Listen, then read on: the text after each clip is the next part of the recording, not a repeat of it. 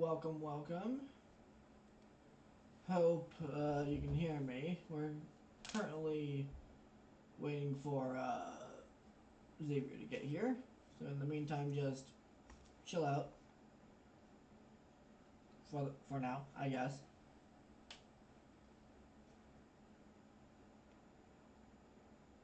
Johnny Gold Timbers, Destroyer, Ichabod, Gray, Joseph, welcome.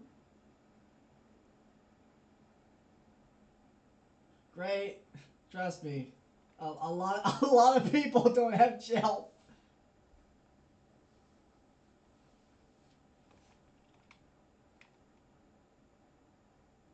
I hope he knows how to get back in here.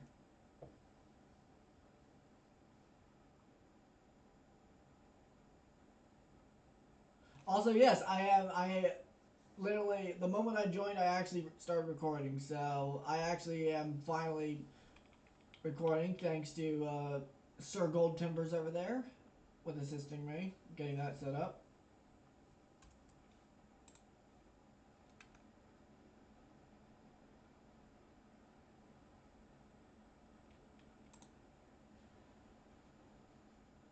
I hope Xavier remembers that he's supposed to be here.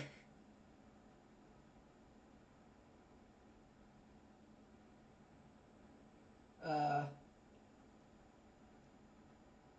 so I guess we'll just wait for him. I guess while we're thinking of it.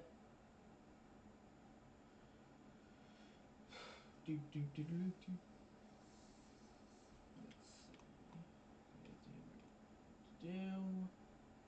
Do. He should show up soon. I know that for a fact. So give me a where? Hold on. Let me check. What the hell is my? Odd. Ready.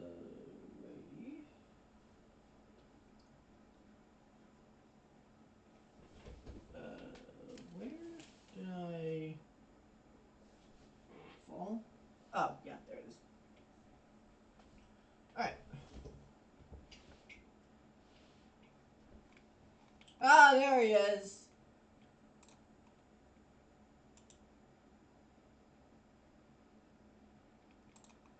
Alright, Xavier. Come on in, dude.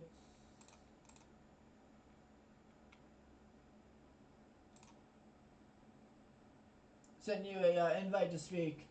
Alright, good sir. Welcome back. Hey, there we go. Alright, Can you all hear me? Yep. I can hear you just fine. Hoping everyone else can too. Yeah, just throw up an emoji or something if I sound okay. Throw up the Kraken ship emblem if you can, or whatever you want. Yeah, my setup's a little different since last time, but it's all Fair good. enough. Fair enough. Hey.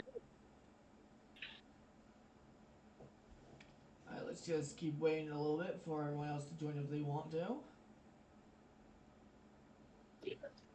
Let me. Okay, I have a lot of messages now, so give me a hot second. I'm gonna have to double check that while I have this up.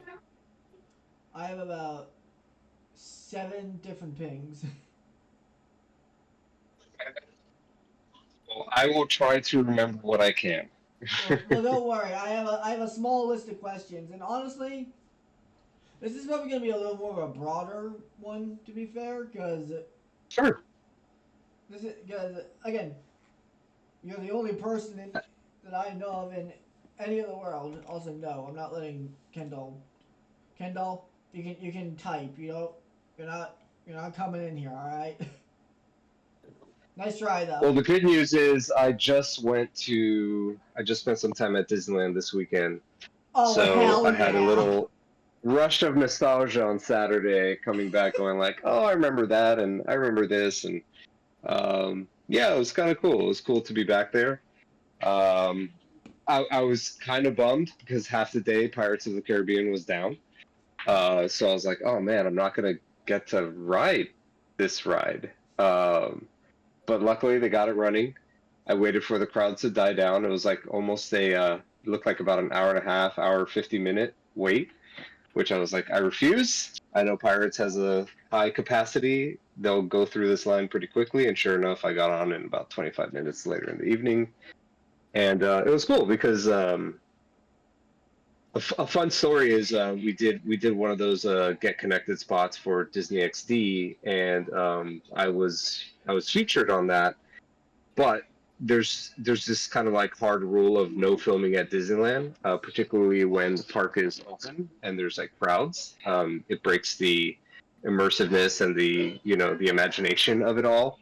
If there's like a crew with cameras all over the place, they bend the rules for themselves when they're doing like big events, but for the most part, they frown upon filming while park hours are open. So I got to ride Pirates of the Caribbean at like 4, 5 in the morning, uh, like about 7 times in a row to film some reactions to the drops, to film some like little like B-roll footage of like us pointing at things on the ride. It was cool. I got to ride once with the lights on, which completely ruins the experience. I got to ride a second time with only the effects but no audio, and then you realize how long and boring the ride actually is without all the bells and whistles. And then we got to ride, you know, with kind of everything going on. So it was cool to ride Pirates in a way like you peel an onion, with some of the pieces some of the pieces working, some of the pieces not working, and the ride is my favorite. So it's definitely not as good when you don't have all the bells and whistles going about. Did you ever? Okay, this is if you ever go to the Shanghai Disneyland, I want you to like record your reaction to riding that because I will watch that 17 times because that's the one that has. It's more the Yeah, way that I see the Disney parks is Disney World and Disneyland in America are more like the original Walt Disney Vision, while the Shanghai sure. one is like strictly movie based with an actual plot. Correct. Yeah. So what's interesting about that is I remember when Imagineering approached us with like the schematics. Like it was still like just an idea in somebody's head, and they knew what they were doing, right? They already kind of had the ride layout. They had the general story. They walked us through the story. And at Disney, teams do this, which is very collaborative, and I would say it's very helpful when certain groups do presentations for other groups. We did this for like Disney Cruise Lines, which is ultimately why for a while I don't think it's available anymore. It might be. Actually, I shouldn't say I don't. Yeah, I really don't know if it's still available. But basically, Pirates Online engine and the ship battles with cannoneers, that was ported over to the Disney Cruise Line as kind of a kids experience, and they built a whole deck. And I'm sure if you YouTube it, I haven't YouTubed it in a long time, but I I'm can sure you can assure YouTube you like, it's up there. I have done a deep dive long before you even started yeah. that ride. All right, so you know what I'm talking about then. Oh So yeah. basically, and we worked with them to ensure that the controls were accurate and they had everything, because the controls, I think, on the cruise line ship was like a actual pirate like a ship steering wheel, the round circular like steering wheels of a ship. So we worked with Imagineering, to ensure that was captured accurately, that we worked with them from a code and technological standpoint, gave them kind of the best of the best. Like, you're going to want these ships. These are less favorable to players, so you don't really want those. Those aren't like aspirational enough. And all this is based on the original Disney Quest, Jolly Roger experience that they had, back in Disney Quest in Orlando. So that type of collaboration happened all the time, especially for Pirates. That franchise was really collaborative. So I got to see the Shanghai in like animatics and the schematics, and Oh, then now I'm the even more jealous. God dang yeah, it. it was cool. And then they even had like a top down view of all the rooms and exactly where each boat was going to be at any precise given moment, which I'm sure like Disney would have loved to have had, because it's all kind of like it's all just mathematics, right? Like the throughput of capacity versus time versus like audio cues, and like you know where every car or boat in this case is going to be at any moment of any given time. So but it's never been presented to me in a top-down view with a bunch of X's on a screen, those X's representing each boat, and then every room scene. So although I've seen videos and everything, to me the Shanghai will always be a top-down, almost like a board game map on a screen with X's traveling in every second interval, um, going through that experience. So yeah, I can't wait. One day, hopefully, I'll get to go. But yeah, it was Okay, very well, collaborative working with Imaginary. well, now I have to ask. All right, now I have to ask this because you saw the actual animatic for it. Yeah. If you remember at all in your mind, was the animatic that for the Shanghai ride that had the Kraken, did it have a larger part to play in? Because I've seen storyboards of it doing more, like in a.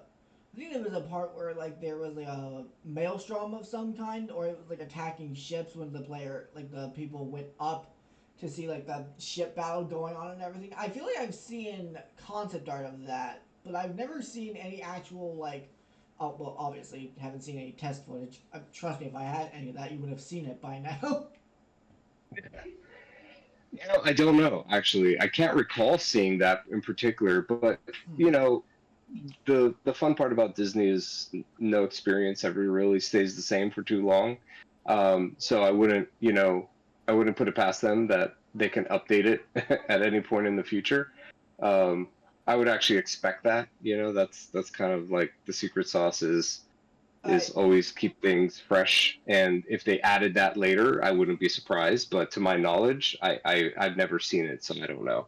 So Davy Shark, in the chat here. I know you've already answered this question in the last interview. We answered most of the fun questions about Pirates Online, but good stories are worth retelling. So he asked, what inspired the change to the aesthetics of these skeletons and pirates? Was it more motivated to staying true to the movies, or were there other reasons, like for the online game? Okay, sorry, repeat that question. I got distracted by the SpongeBob gifs. Honestly, fair enough. That's a valid answer. uh, I can't blame you for that. yeah, sorry, I forgot about the chat, so I switched over to chat as you were asking the question. I was like, oh, SpongeBob, and then that's all it took. So, All my right, so apologies. I'll just give you the Spark Notes version then. Sorry, Davey. Basically, he's asking, what made you change the aesthetics of the skeletons in the online game from like the old, like creepy looking ones to Yeah, like were they trying to stay more close to the movies, or was there another reason? I know you answered this question already. I Yeah. Good stories are worth No, it's retelling. okay. It's okay. I mean, I'm not going to expect everybody here to have listened or joined the last time, so it's quite all right if we retread a little bit. I'll try to put a little different spin on it too. Um, do you want like the fun creative answer, or do you want the actual like boring technical answer? All right, Davey, what Because answer do you want? Fun or there's two. boring?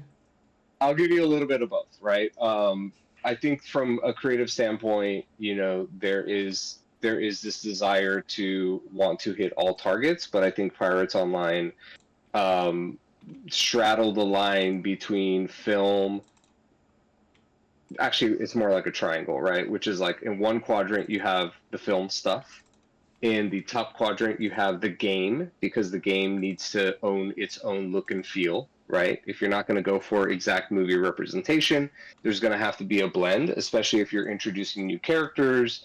When you have something like the pirate avatar customization, just from just a game design standpoint, you need to have your own visual language, and sometimes that visual language conflicts with things that are movie accurate.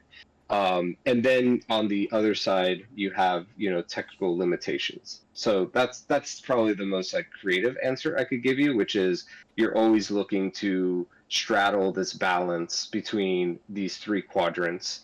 anytime you introduce new things, right? Whether that's a location, whether that's a person, whether that's a skeleton or an animal.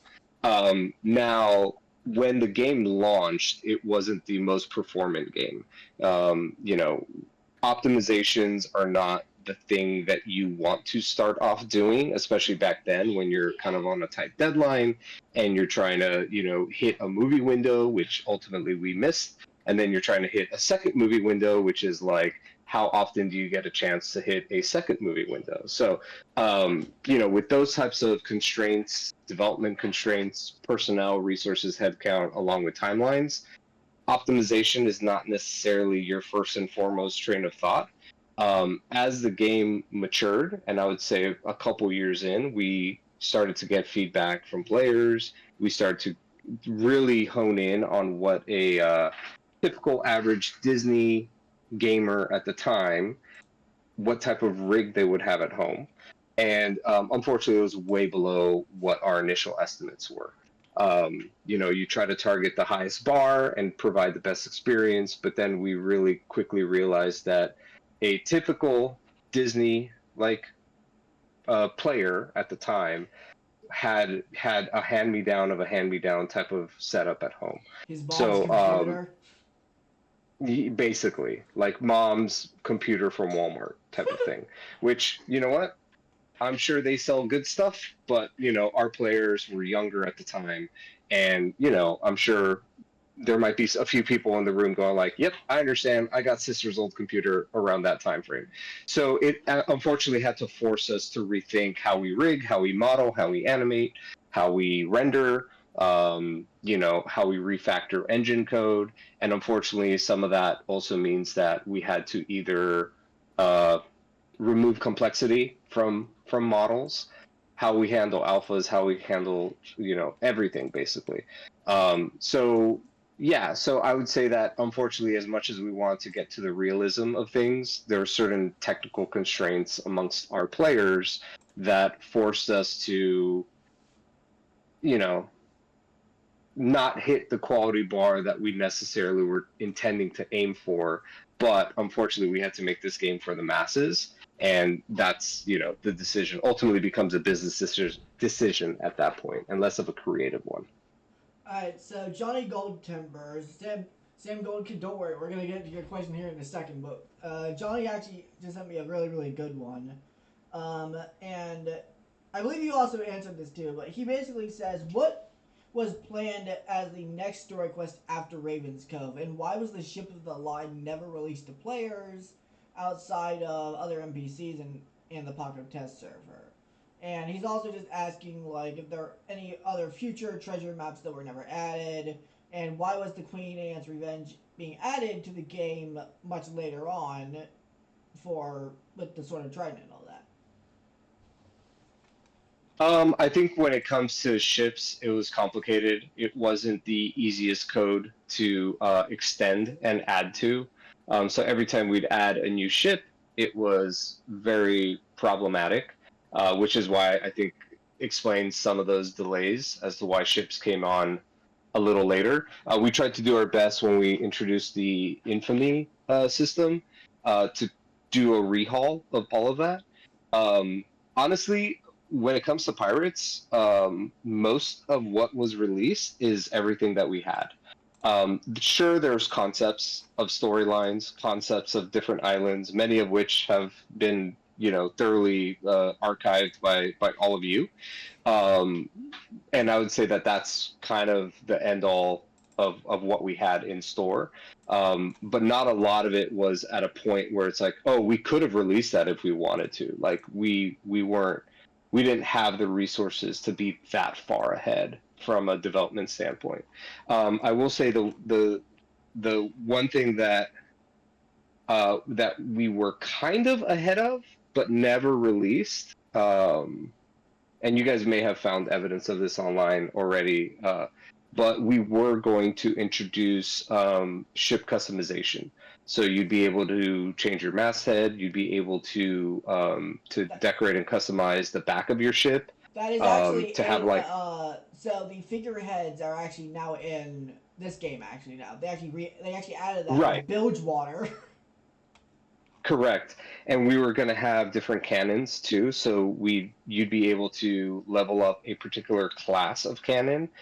So we'd have like fire shot, and then fire shot would have its own like tiered tree underneath it. So you'd get a cannon that would have like a dragon's head on it, and it would be from a lore perspective, it would be, oh, you traded with Chinese sailors, and they introduced fireworks and dragon cannons. And then we had other kind of like water themed, mermaid themes. We had some great looking cannons. We had some amazing artists doing some work in ZBrush that really the cannons were gonna become a huge focal point for ship combat. And unfortunately, that stuff was kind of finished, but that was also towards the tail end of mainline development, and never got released. But that would have been the one thing that I would have loved to have seen put out, because we had cannons and a cannon level up tree that I think made a lot of sense.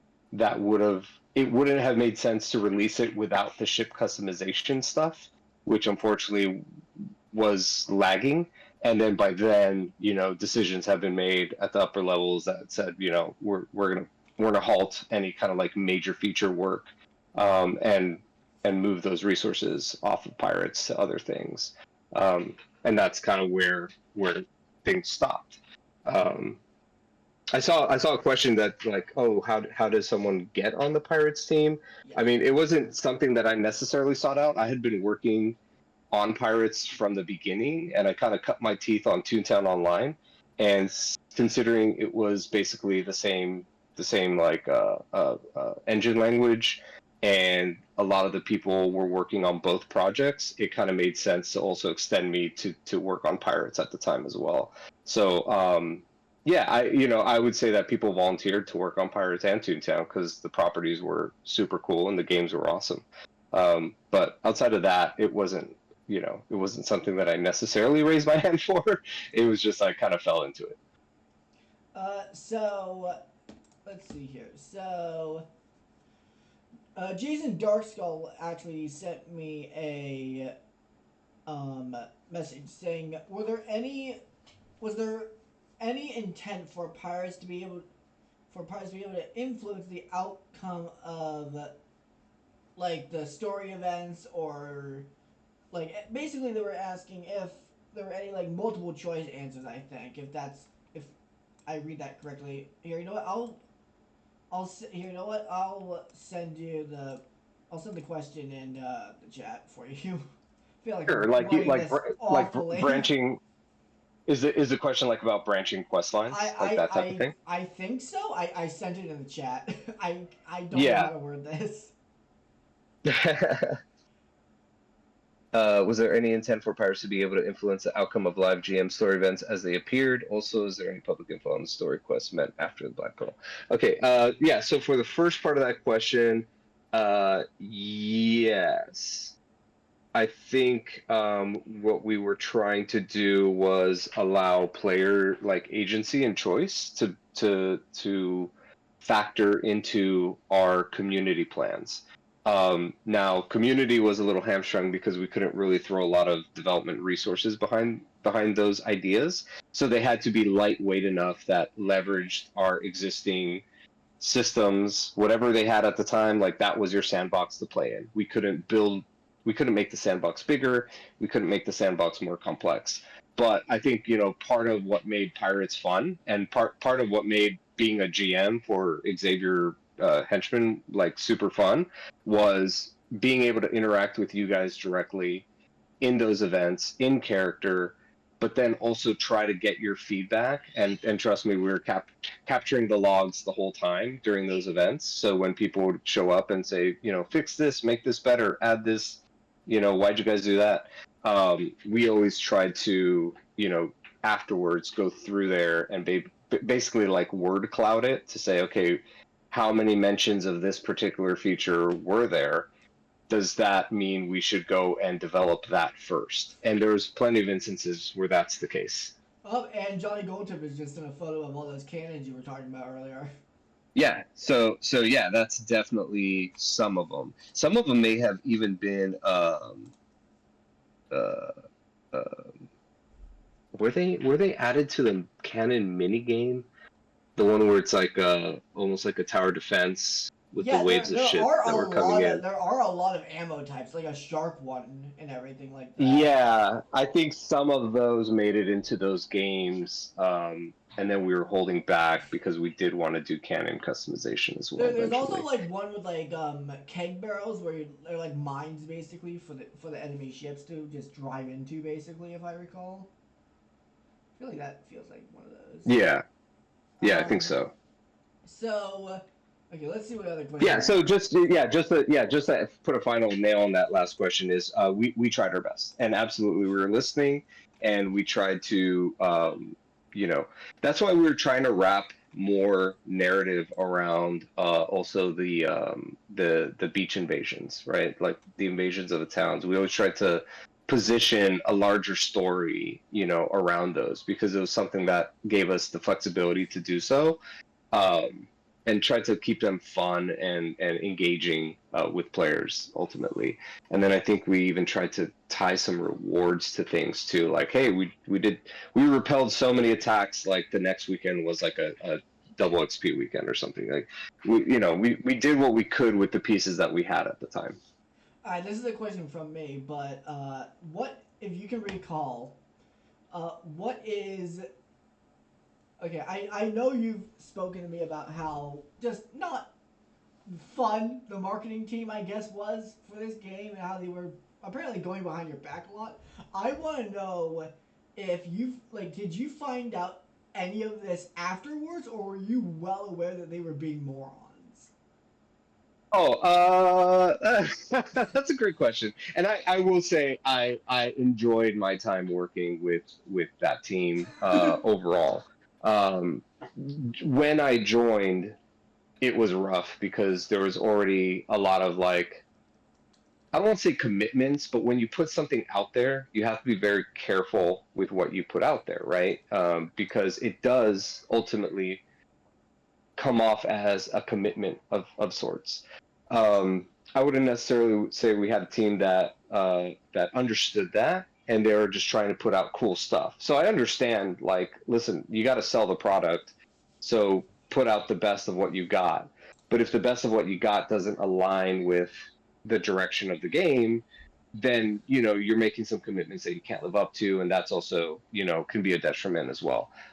Once I joined the team, which was right around launch, I think we were able to repair some of those mistakes and course corrected so that our communication in our newsletters, our communication on the website, and our just videos that we put out there became a little bit more representative of the experience. Um, so when you build a game, you got to sell the game, and you have to understand that there's the business and politics that go into that.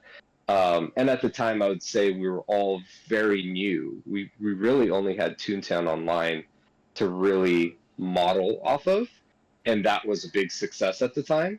So you can't fight the fact that it's like, well, it's successful doing what they did, so let's do what we did. But when it's a different beast, it's a little bit more complicated. It's a newer product. I wouldn't fault them for it, but yeah, it definitely, like, a lot of stuff was put out there that they weren't really communicating and asking, hey, when is this going to be released? So that's why you saw like Black Pearl footage, Goliath footage, The like Kraken. months and months and months, maybe even a year in advance. Kraken, like their full expectation was, oh, the development team's working on a Kraken, so the Kraken's going to be available. But you know, unfortunately, now you're putting that out there. There's an expectation, and if the development team can't live up to that expectation, you're letting people down. So unfortunately, that was prior to my time. Um, a lot of game development is also just communication, and you'll be surprised.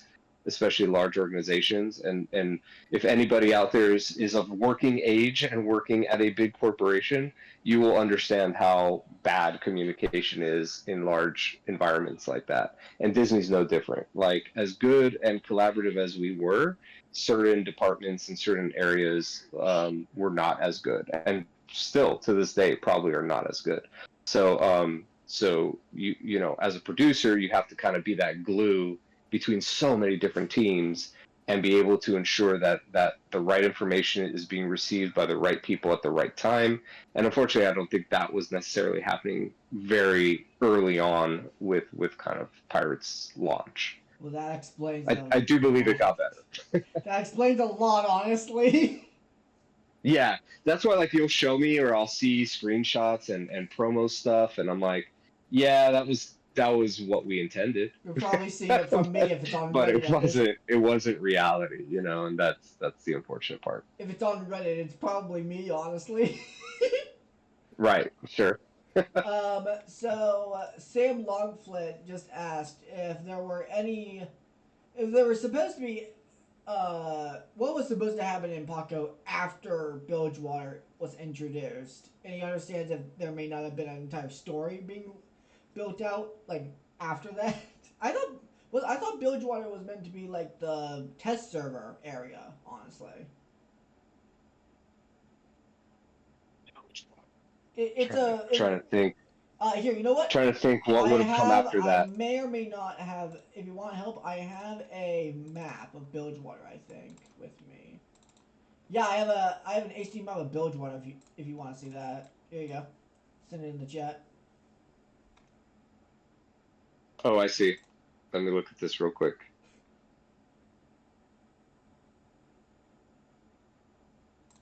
Oh, 06. Let's see. Do I have any Yeah, other? this is interesting. Because I don't here, know. this is also where this happened. In one of the trailers where punching was a thing. I really wish. I I'm really looking at this going like, yeah, I really don't know. I really wish that punching gets added to this game because I want to sock someone in the face in this game.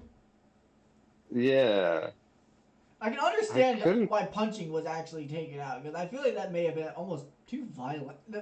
Sam, Yeah, You are they one word made away us. from getting kicked out of this call. Sam, you you God.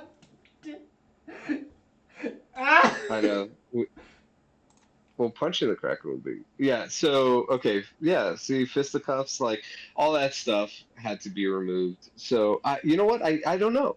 That's a great question. You stumped me. Actually, What was supposed to happen after Bilgewater or at Bilgewater? I don't know. I could tell you where we were going to take it back way later, like in the early 2010s, yes. which I think we kind of already covered in the last discussion, but like we ultimately wanted to do a proper Jolly Roger versus Pirates like Well, then face there you go, face off, Johnny like showdown. Goldtimbers. Johnny Goldtimbers just asked, and here we go. Yeah, there you go. So that was the direction that we were wanting to go, and because at this point we could pull off a lot more, you know. So that was supposed to be Jolly Roger's fortress main base. It was going to be comprised of, you know, it's basically like a skeleton bat, like curving its arms around a cove of a kind of like deserted fort, and it was going to be a multi-stage, basically pirate assault on Jolly Roger's island. We didn't have a final design for it, but there was a few competing designs that were being pitched by the team. I remember my pitch, which was supposed to be basically kind of like a Toon HQ boss battle, where it was multi stages. Some of it was cannons, some of it was potions, but it basically required you to be a very high level user of all the categories, because it was basically going to be like a what do you call them, like kind of randomized 5 out of like a possible 10 different scenarios, and you'd have to, battle your way through like 5 of them to get to Jolly Roger's like main layer, which is obviously at the top of that waterfall in the concept art. But yeah, that's where we wanted to take the game had we retained the development team and were given, another 2 to 3 years lease on life. That would have been where we take it. Because I know you keep saying this, but I am still convinced that this GIF would have been used at Jolly Roger's Island. Maybe not this exact thing, but I swear to you, I have a gut feeling that even if it didn't happen, it would have happened. Yeah, no, we love the idea. Now, what the minute to minute gameplay was still undecided, but we firmly believed like we needed to close the chapter with Jolly Roger. Like everybody was owed it, so we were way into it. I see. So just scrolling up and down here a little bit. So Gray. Destroyer has a good question actually, because I think Okay. he tried to bump it recently. He tried to bump it, and we completely missed it. Okay. Um, what were some of the driving factors behind the looting system in the game business-wise? Was it motivated a lot about player retention, and were there plans to rework the shopkeeper system with the new loot system in mind? If not, would that imply that's when the game now was more rushed? What were some of the driving factors behind the loot system in game? Are we talking about the loot in its original form or like after the weapons inventory expansion? Uh, that's a good question, Destroyer. You're gonna have to give a little more Yeah. insight. So I mean, the loot system was a loot system because the game needed a loot system, right? You needed a reason to go after like bats and skeletons. You can't just like keep opening chests. Like that wouldn't have been fun. So the design was very much, you know, kind of like Toontown, right? Which is like defeat enemies, get stuff in return, redeem that stuff for better stuff, and like that's your that's your core loop right there. Um, when we expanded it though to like include all the new weapon types and really expanding the weapon tree, that's where I thought things got interesting because then you can start doing specific loot drops on bosses, and we were able to like bury things all around.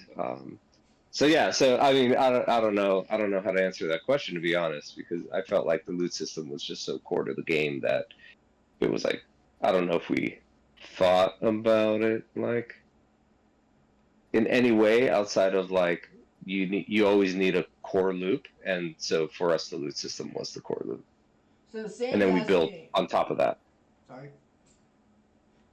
Sam is actually asking if the other devs, such as yourself, keep in touch with the other developers of this game, and if they remember the game like fondly at all. Yeah, totally. I still chat with a lot of folks that I worked with at that time. Um, you Dude, know, we gotta get him in here then. We gotta get the whole gang back together. yeah, you guys are gonna get tired of hearing from me, but yeah, I could definitely like try to pull some people in. No, I mean, listen, I had some of the best mentors on that title. I learned a lot about game development from those engineers. I actually just saw somebody at Comic Con last year that I would have never thought I'd run into, but we worked directly together on Pirates, and for a brief time, not too long, but like he remembered me and I remembered him, and I was like, oh my god, what a chance encounter. So Pirates definitely gave me the opportunity to meet some really great people, some really great Disney fans. So yeah, we do keep in touch, and I would say that to this day I'm LinkedIn and Facebook friends with many of them, and yeah, fond memories for sure, and nice team building. Like we would do trips to Disneyland, we would do escape rooms together, we would do a lot of things as a group, hang out after work. So yeah, it got to be a tight knit group. Oh my god. And this is actually Sam actually asked a question that I was going to ask you in a more broader sense. What are you still? I'm. This is mainly for my own sanity too. Do you still work in game development, and where are you at currently? Yeah, so yeah, I've worked in game development my entire life, never left. I'm currently at Activision. I work on Call of Duty, Oh, you poor which soul. I'm is so sorry. a big departure from from where my career started. A lot of my career has been in more family-friendly entertainment. So I joined one of the big ones for military shooters, which is a big departure. But yeah, I currently produce and oversee a lot of the more technical aspects. So I'm not on the design or creative side any longer, which, to be honest, it's something that I would say that professionally I miss because I had so much say and so much influence on in my Disney days on the creative and design side. So I do miss those aspects of it, but yeah, I enjoy working in game development. I have passion projects that I work on the side. Mentoring kind of the next crop of game producers and designers and engineers. Uh, I don't know if I'll ever leave games, to be honest. Although I think the games industry is doing everything it can to like push everyone away, but at the end of the day, it's such a I would say fun and rewarding experience. So yeah, I'm still in game development for sure. Xavier, I will pay you $120 if you get Jolly Roger's hand cannon into Call of Duty as a weapon. That would be pretty awesome. That would actually be pretty cool. Like have him as a boss, like the Krampus boss, I think it was, in one of the Christmas updates or something.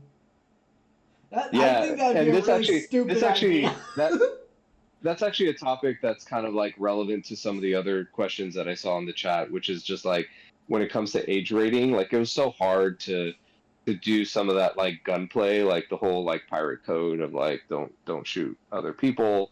Um, Don't shoot the uh, Navy. don't no, you can't punch things. Like a lot of that was just because Disney's hesitance. We were already at the time probably one of the most violent games that they've were associated with. So we were constantly getting the side eye by legal for everything that we did, and we tried our best to sneak things in there, like for a little bit, maybe a week. We had pirates that would get too intoxicated, and you had the slash. I think it was slash vomit, like, Yeah, or I think we have that. like Do we have this in this game? Someone tell me. Do we have the? I swear we have puking in this game somewhere. Yeah, we we have have puke puke potions. potions. Yeah, so that makes sense. So did we, and the puke potions was go to the tavern, um, get enough ale, quote unquote, or swig, whatever we called it, Grog. grog, Yeah, grog. That's what it grog. was, Yeah, that's in the game still, grog. but it's not used yet. Yeah, and then you drink enough grogs, you do that emote enough times, and then you'd go puke, and then like 5 days later, we got the call from like the higher ups going like, "What are you guys thinking? Get that out of there. You're promoting like alcohol and getting intoxicated." And I'm like, "Yeah, I know." Oh no, Like people are that's now that, people are now that's fixated what on grog. pirates do. That was not our choice. We were told to remove it. So, within the week, we removed it, and we were very bummed, and we did not like the decision. But that's the thing. We were pirates in our own way when it came to Disney because a good person would review that with a lawyer before you put it out there, and we were trying to be as renegade as we could, so we would just put it out there. And then when we were told to remove it, we would argue it until the point came that we lost the argument. But we wouldn't take it down right away without a fight. So, yeah, I would say that from a dev team standpoint, um, we did what we could to sneak things past censors and lawyers, and up until the I love very end. how you guys weren't able to let us shoot people, but Jolly Roger and every other enemy in the game can whoop your ass with a gun, regardless whether you want it or not. Yeah. like literally, if I recall correctly, one of Jolly Rogers like main attacks if you're too close is he'll just shoot you in the face with his hand cannon immediately. And I don't know why, but I Uh, find that the funniest thing possible. yeah, but wasn't like it was like I don't know. We'd come up with any reason in the book to try to explain those things away, and I'm pretty sure at some point we were just saying, oh, it's a magical cannon. It's not actual ammunition. Like I like to think that it shoots parts of his actual bones. yeah, exactly. So as soon as you start entering that territory and you're like, yeah, Teodalma is the reason why the thing blasts like lasers and stuff. And then it's like they'll believe whatever you show them. So as long as you like add a visual effect to it that doesn't look like a bullet, then you're on the side of acceptable. But we always tried to leave it up to the imagination of the beholder, and yeah, we just leave it in there until we were told not to. So this is a question that I've been burning with since we talked earlier today before we got on this. So for those unaware, I basically got in contact with someone from ILM Studios, a VFX artist who worked on the second and third movies, and we were talking about the Davy Jones stuff, and I sent him photos of the Davy Jones Pirates Online model, and he had no idea what it was. So now I'm curious where you got those CGI models from that you guys use as references. Oh, China. Okay, fair enough. Yeah, no, we worked with a Chinese art house, and we got those done at the same Kendall was time right, that we. China. Yeah, yeah, I saw somebody else. We it's now three references to China that we've had so far. But no, what's funny is I actually checked in on that studio. They're still around, by the way, and they're not. I don't think they're doing. I think they do support game assets, but they're like now a motion picture studio, and they're called Original Force, and Noted they're heavily. based I'll send out. them 3 emails today. They're called Original Force. They're based out in China, but they have or had, I really don't know, but they had offices out here in Los Angeles because they're trying to break into like the entertainment space even back then. And this probably would have been like 2008, 2009 maybe. But we liked they're actually one of the few like studios that we enjoyed their animation, and they took direction really well. So yeah, it doesn't surprise me that you could show those models to like an ILM person or a ex Disney person. Unless they were part of the team, they wouldn't know where it came from because we specifically reached out to them and found this vendor through, I think it was E3, and we liked their work and they took good direction. So they made Jolly Roger updated animation cycles for us. They did Davy Jones. They did basically everybody. They did Barbosa. Yeah, so we basically contracted a huge package to say, here's all our characters plus ones we want to add eventually. Here's the shot list that we need, and do it for us. Because again, we needed to outsource because we didn't have the large development team, nor did we have like the creative team that could support both a live game and developing the next best stuff. So yeah, they were called Original Force. I think they released a couple years ago a movie about a duck or something, Uh, or like a goose, wild adventure goose. But yeah, I was actually pleasantly surprised that they were still around making movies. And the animation, I watched like 10 minutes of the movie, and I was like, oh yeah, they're still pretty good. guys, he told you what Grog was for already. Were you not paying attention?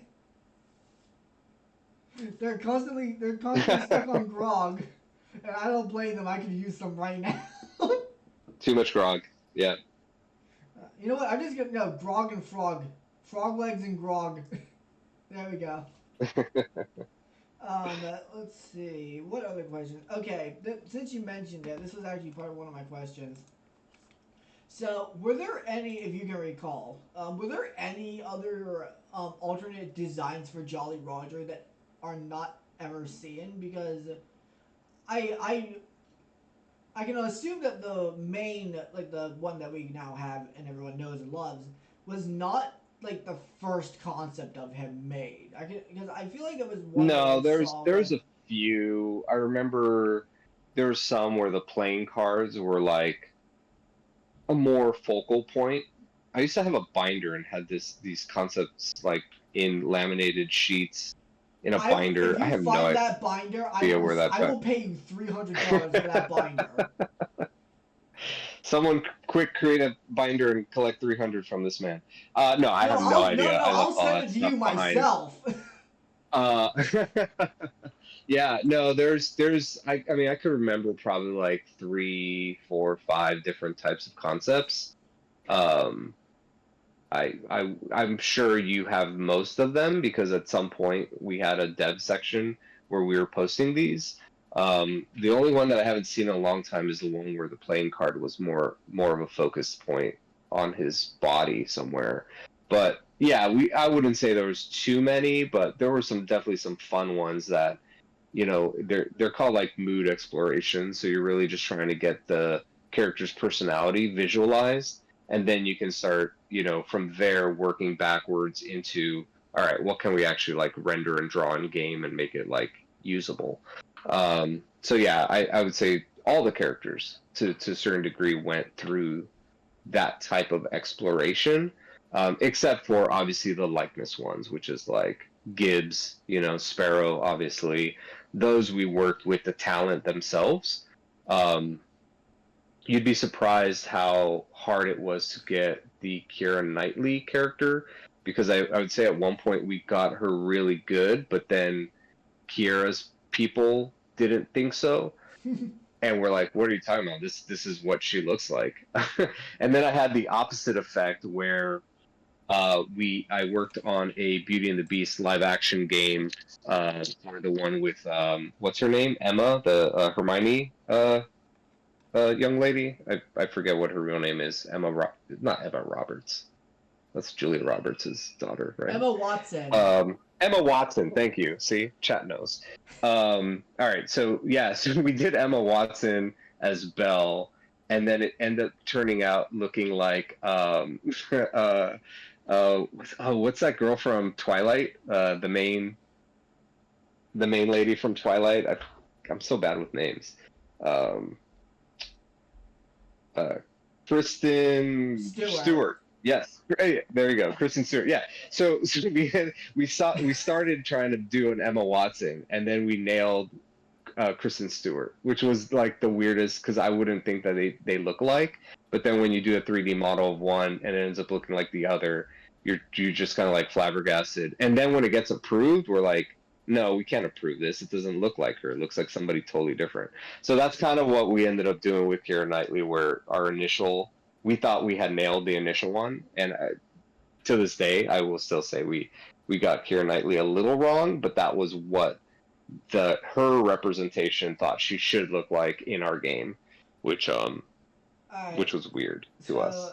uh, my Sam Gold Kid now has three questions, so the first one I want to know, actually, no, it's why both of us want to know.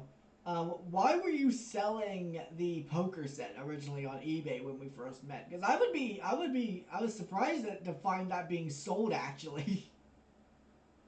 Oh, dude, I don't have space for this stuff. Well, then I'll take it. I got I'm, space in my bedroom. yeah, I was like, someone out there might want this. No, that was literally sitting in a box in the garage for what, the past 15 years, probably. Oh my god. Um, if I kept everything that I received, either from Disney or my time at other studios or games, like I would need a larger house. I don't have space for it all. So I don't even know how to get in touch with folks. So yeah, it's just posted out there. Whoever wants it can take it, and And then you I met just hope my it goes stupid to a ass. fan. Yeah, and then you met my stupid cracking obsessed ass, and then here we are. There we go. That's life works in mysterious ways. But yeah, no, there's tons of that, of just like how many boxes do I sit on filled with stuff? I keep stuff that has a sentimental value, but I mean between all the merch, the clocks, the water bottles. I'm saying clocks for Toontown, but like I had a bunch of Toontown stuff too. But throughout the years, you just like kind of like accumulate only so much, that like you're just gonna have to at some point. It's like how do I offload some of this, and how do I try to put it into the hands of somebody who like wants it? Yeah, So then you realize I was too obsessed with it, and you're like, oh god, alright, fine, here you go for 34 yeah, I was bucks. just take it, man. Um, so Sam now also asks, wait, this is actually a good question. Why did you make the frigate design so weird? Oh, yeah, where it looks like a Like a giant hello spear on the front of it, carrier, pretty like. much? Yeah, well, that's to accommodate the fact that we wanted to have massive ship battles. We needed the playing space to do, when you'd swing aboard like the enemy ships, and you'd have like those crazy banana like sword fights on the decks of the ships. We wanted to give players enough real estate to move around, to feel like they weren't bunched up, and that's basically why we did it. So we had to embellish certain designs so that it would meet, player capacity, as well as this, expectation of having these, killer deck battles. Um, in addition, we also needed the real estate to do the kind of ship repair mini game, and so a lot of game mechanics had to work on the decks of these ships. So you need real estate so that can get executed properly. I know one of the complaints early on was on those smaller sloops. Like people would be walking by and accidentally trigger the game, and like it was so annoying because you're like, oh shoot, now I'm like fixing this little tiny crack, and I didn't want to do that, right? Like, so try to prevent some of that accidental like engagement as well. So this okay. This speaking of like things that were actually left out, like things to do on ships. What was the purpose of climbing the like ropes to the top of the masts of certain ships? I saw that in a couple of trailers, like of them climbing the ropes up on the ships. Was that was there a special thing to do with that, or was that just like something for the trailers? Yeah, the mast rigging. Thank you, Johnny. The mass rigging. I think that was just for a trailer. I can't recall anything that we had that was special to that. Actually, you know what? Do you want? Okay, you know what, Johnny Gold Timbers? I offer you the chance to get in here and chat with us. Sam, you want this? Xavier, I'm so sorry for what's about to happen. Johnny, do you want to get in here, my good sir? It's okay. I do have a hard stop, so this is the last chance. All right, good. This is your last chance, Johnny. You want to talk with him? It's a yes or no question. The Talopo Kraken man always delivers. All right, Destroyer, you want to get in here? Last questions? Any All questions? right, I'm Post getting them. Destroyer in here. Let's get him All in right. here. Where are you, Destroyer? All right, let's get him in here. All right. Yeah, that's me, by the way. Sam There Falberto. he is. That's There's me. Destroyer. Hello there. Welcome, Destroyer. Hey, what's up?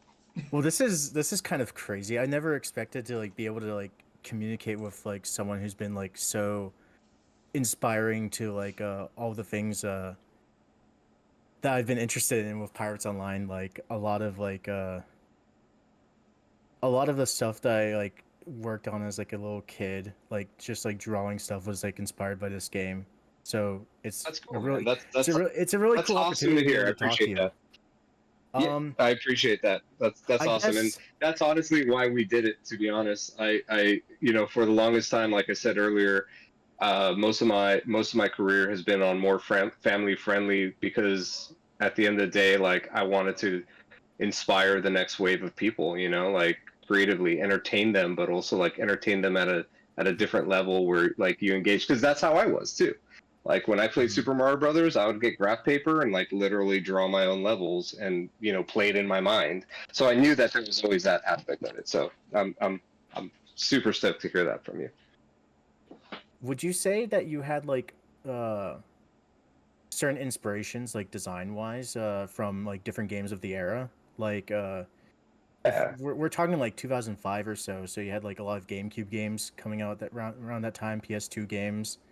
Uh, do you have like Yeah, I think the most obvious ones that were inspirations to not just myself but to the whole team were like Sid Meier Pirates. Obviously, to Mhm. this day, is still kind of like gold standard in my opinion. We obviously looked at our competitors in the RPG space at the time, and things like Maple Story, RuneScape, um, Realms 101 with the ability to basically be so many different things. I think those were all inspirational and also like competitive, right? Because Yeah. I think you know your inspiration should come from a little bit from that competitive side as well, to always want to be better than someone else, even if you can't beat them at every single thing. Like pick one lane and invest so that you can claim the top spot in that lane. So I think those at the time were some of our biggest competitors, as well as some of our biggest inspirations at the same time. and Mhm. and when you're working on a Pirates of the Caribbean franchise, how are you not inspired by the ride and by the history Yeah. of Disney and by the lore that those movies created? So obviously, those were the obvious answers, but the other ones were kind of like the top games at the time. Uh, I got another question in one of my DMs. Have you played The Legend of Pirates Online before? A long time ago, I think when you guys first had opened it up, and I played it mainly because at the time you guys were on uh, Disney's legal radar, and I That's wanted to, understandable. Yeah. yeah, and I could, if I was going to vouch for anything, I needed to play it myself. So I played it back then, back when it's, I would say, in its infancy, just so that I can say, you know what, these are good people, leave them alone. Um, and hopefully they've left you alone. I have no idea. It's been a while since I've Uh, been there, but I haven't heard of any issues. the only issue yeah, that I could, the way that I understand, again, Xavier, again, you were the guy on the other side, so you can vouch for anything that's wrong in this. But to my understanding, uh, Disney, and I believe you said this with the first interview. The game came out. Disney like was sniffing blood, and you were like, "Simmer down, hold on, let them have fun, please."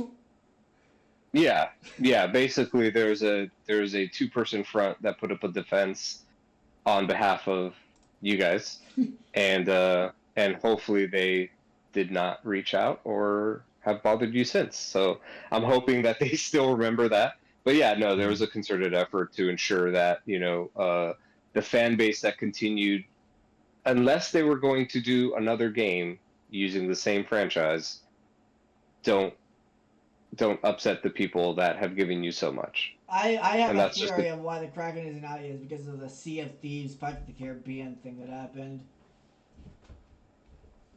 Because I Yeah, I remember that. Yeah, we were so I remember we used to have weekly calls trying to find games that were infringing on our character rights, story rights, and on property. That was a big problem, especially during the Pirates, movie heyday. During the first like 3, 4 films, everybody wanted Jack Sparrow in their game, and the amount of cease and desist letters that I was involved in and lawsuits and you name it. It felt like every week there was somebody trying to copy us and steal our shine, and it was super annoying because their products always sucked, and you know we weren't going to let that happen. I have one more question from myself. Sure. Uh, Back in 2009, there was like an April Fool's prank where you like had like a cannon swab. It was like a little like cotton swab, basically, and like in the promotional imagery, it's like a pirate that's holding it as like a staff or whatever. To my point, were a lot of like the GM events and like blog posts, were those like made like in the moment, like someone had an idea and they're like, that's fun, let's write something about it to like give the community something to chew on, or was there also like a lot of planning for some of these events? Both. I mean, we were, as I was saying earlier, we were a tight knit group. We enjoyed each other's company. Some of my fondest gaming like development memories are with that team. So we would get together and brainstorm ideas that we thought would be, fun, exciting, humorous. Like, how can we pull one over the audience, but also try to pay it off in the long run. So we would do all those things. And some of them were more planned out than others, like more story involved that actually had in-game consequences or a result in an in-game reward. And others were just, listen, it's St. Patrick's Day, it's April Fool's, let's just have fun with the community. And I'm sure some people found the humor and others did not. But that's the shot you have to take. I Um, think but I yeah, think those small things are like what really makes the community what it is. I agree. I agree 100%. We had several community managers throughout my time there, and each one brought a different like flavor to the game. But I would say the one thing that we really, really, really tried to stay away from was like duplicating our efforts. Like we, even if we ran the same event the following year, we always tried to plus one it somehow, and sometimes that just meant we had to plus one it through a web update. And it was like, oh, here's like a little bit of content that we want to put out there on the website because we didn't have the ability to do anything in game, but we're going to try to plus one it, somehow. And so that's something that I think was a very deliberate decision on our part, is like, yo, let's not just run the same thing over again. Let's like do it in a kind of slightly different way. And if we have anything in the reserves, like a new item that fits, the theme, like let's put that out there in a interesting way, whether it's code redemption, whether it's an in-game thing. I think at one point I was really big on, I had played a game where it's like, if a million things get shot down, then something unlocks. And I was like, that's cool. Like, I like community goals, right? I like being part of something bigger than myself. So I think we did that maybe once or twice, where it's like, if a certain amount of this type of enemy gets defeated, and we'd keep a tracker, like either on the back end, we'd just keep track of like, hey, how many skeletons got defeated? Cool, they hit the criteria, like release the next thing. So I remember doing a few of those as well. So anything we could do to like just plus it up and keep things fun and inventive. That was a great answer. I really like that.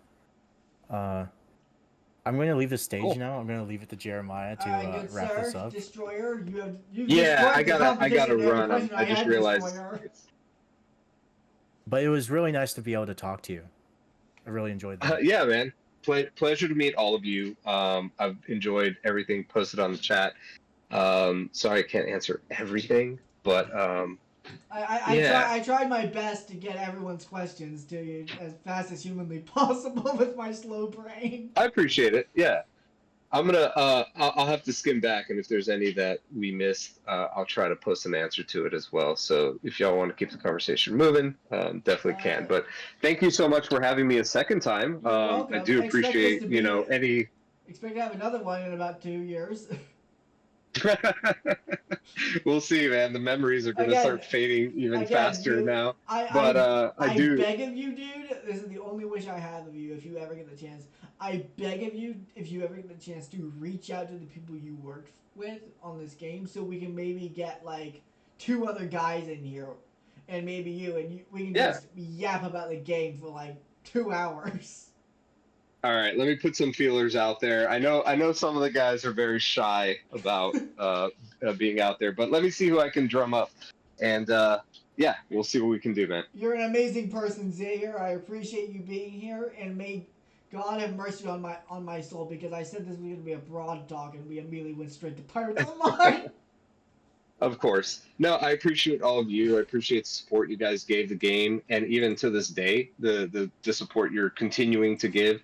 The game is better now than it was when we were making it. So, I mean, the love affair that y'all have with Pirates, it's I think well placed, well meaning, and I appreciate what you guys do. So, anything I can do to to pay it back for Maybe all the you can fun and give good these years that we had.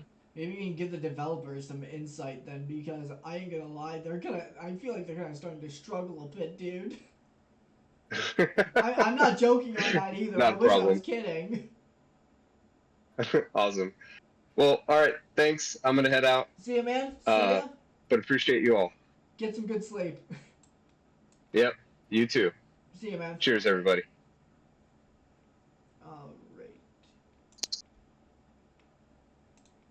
Alright, everyone. Thanks for coming. Kendall, I'm not letting you speak. Alright, everyone. Great seeing you all. Glad you all could finally join to another interview. And I'll try and make sure to get everything set up not 2 days before it's supposed to happen, alright? Great seeing y'all. Have a good night.